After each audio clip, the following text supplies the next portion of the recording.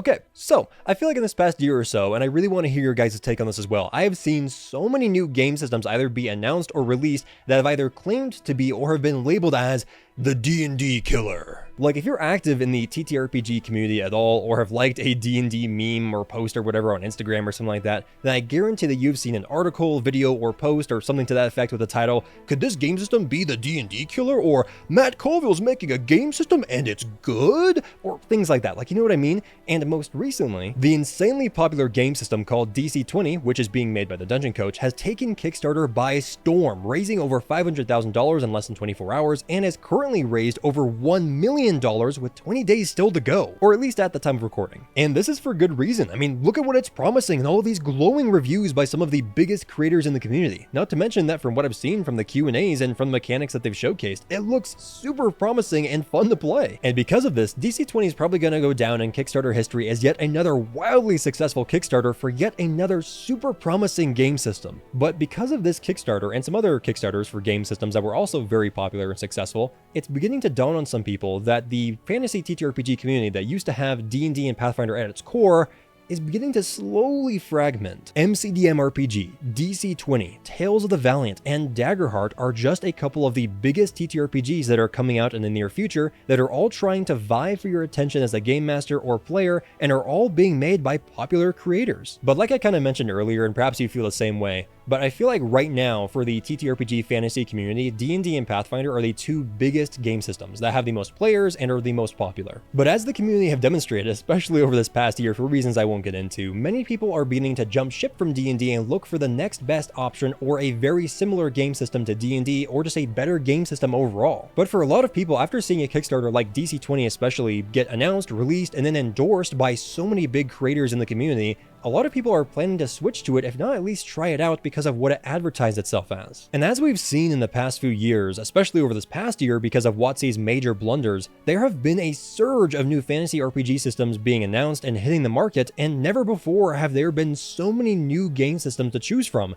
And to some, the variety and sheer quantity of them all is staggering. And that's what I want to talk about in this video, because I feel like now more than ever with the TTRPG community, or at least the fantasy TTRPG community, everyone's beginning to fragment to various game systems, due in no small part to WotC's antics over these past couple of years, as well as due to there just being so many new, amazing, and fun-looking game systems being released. But let's start off by talking about the positives, because obviously all these new game systems hitting the market isn't necessarily a bad thing because they bring with them new innovation, ideas, players, and so much more. So for example, each new game system brings unique mechanics, settings, and stories encouraging creativity and pushing the boundaries of traditional role-playing games like D&D, which is a D20 roll high system, which for so long people have seen as the standard for a TTRPG. But with newer game systems, they're trying to change that. Like with MCDM, you start off as a hero with a couple of great accomplishments or achievements at level 1, and roll 2d6s to resolve your outcomes and attacks rather than a single d20. And then with DC-20, it claims to innovate on all of the best parts of D&D 5e and even add in some new exciting features like their new by 5 system. And then with Daggerheart, they're trying to be a game system that wants to focus on and enhance long-term narrative adventures. And then another game system like Legends in the Mist wants to further improve and enhance the ebb and flow between crunchy and narrative gameplay while still bringing some interesting mechanics and adventure settings to the table.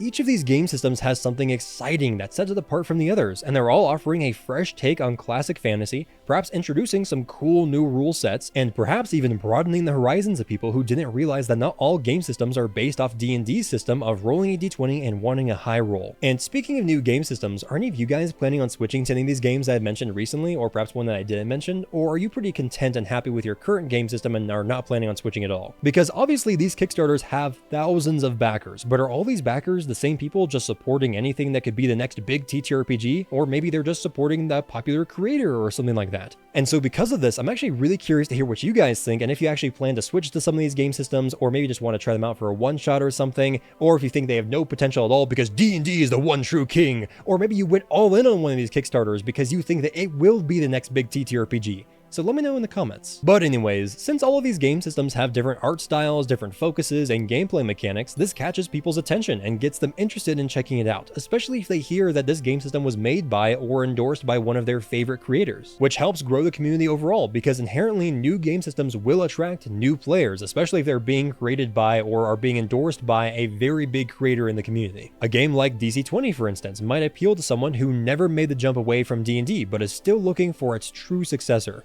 while a game system like Daggerheart may only appeal to people who want to focus on role-playing and narrative-driven campaigns, or perhaps for people who just want to play the same game system that Critical Role will most likely be playing. But what's truly amazing about all these game systems being made, produced, or released by some of the greatest minds in the TTRPG community is that you can take inspiration from some of these rules or mechanics or settings and then use them to enhance your own game sessions. Or you can try out one of these game systems and then realize, oh wait, this is actually a much better fit for my group and what we all want from a game system than the game system we're currently using, so let's all switch to it. Like, no matter what, all of these game systems being released is a win for everybody. But what I also want to talk about here is the downside to this deluge of new game systems, because while having tons of new game systems can be cool and exciting, there are definitely some issues that come along with all of them, such as fragmentation or overshadowing. And what I mean by fragmentation is essentially parts of, if not the entire community, fragmenting or separating out into smaller game systems as opposed to all being united underneath or in one big game system, if that makes sense. And while you could argue that the community has kind of been doing this even before the OGL crisis,